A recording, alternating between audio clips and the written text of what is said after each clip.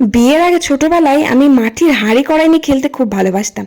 আর মা খালি বলতো, বিয়ের পর দেখিস তখন সংসারের কত দায়িত্ব আর রান্না বান্না করতে হবে। তা সত্যি করে বিয়ের পর কিন্তু আমায় অনেক সংসারের দায়িত্ব, রান্না বান্না এইসব যে শিখে যাব ভাবতেও পারিনি। বিয়ের আগে করেছি ঠিকই, তবে এতটা না। মা রান্না করতো আর আমি বসে বসে দেখতাম।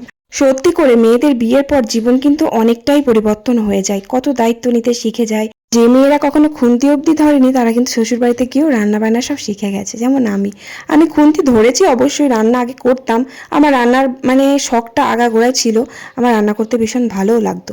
আজকে কিন্তু আমার শাশুড়ি মা তার বোনের বাড়িতে বেড়াতে গেছে, কয়েকদিন পর আসবে। পুরো সংসারের দায়িত্বটা এখন আমার উপরে।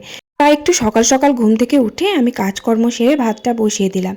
আর ওদিকে রান্না বলতে পালং শাকও এনেছে আজকে, অনেক শুকনো শুকনো, আর এই বছরের মতো লাস্ট পালং শাক। কারণ আর নেই মাঠে, যা ছিল সব কুড়িয়ে নিয়ে চলে এসেছে। তো এই পালং শাক আর পেঁয়াজ কলি এই বছরের মতো লাস্ট, একেবারে পেকে গেছে, এরপর আর ভালো লাগবে না, আবার পরের বছর শীতকালে।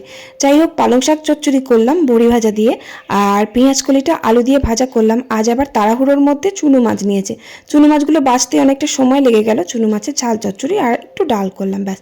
আবার সেলাইয়ের কাজও অনেকগুলো আছে, তাই সেলাইয়ের কাজগুলো সব সেরে দিলাম। অনেকদিন ধরে এই শাড়িটা সেলাই করতে দিয়েছিল কাকিমা, করাই হচ্ছিল না, তাই আজকে সেলাইটা করে দিলাম।